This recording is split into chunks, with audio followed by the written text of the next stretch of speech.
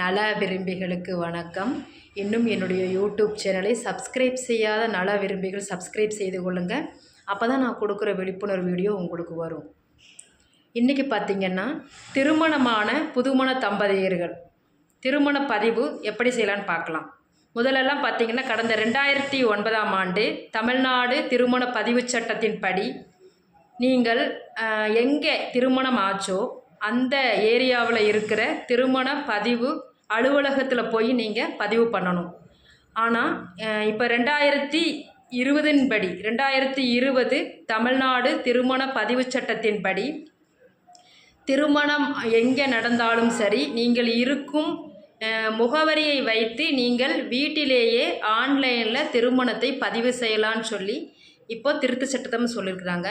இந்த திருமணத்தை பார்த்திங்கன்னா பதிவு செய்கிறதுக்கு ஆன்லைனில் என்னென்ன தகவல்கள் கேட்கப்படுகிறதோ, அதாவது ஆவணங்களை அட்டாச் பண்ண சொல்லி கேட்பாங்க. அதுக்குண்டான பதிவு கட்டணம் எவ்வளோ கேட்குறாங்களோ அதை நீங்கள் ஆன்லைன் பேமெண்ட் பண்ணிக்கலாம்.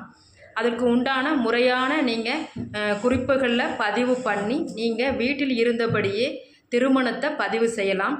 இந்த திருமண பதிவு ஆனது ஒன்லி தமிழ்நாடில் பதிவு பண்ணுறதுக்கு மட்டும்தான் செல்லுபடியாகும்.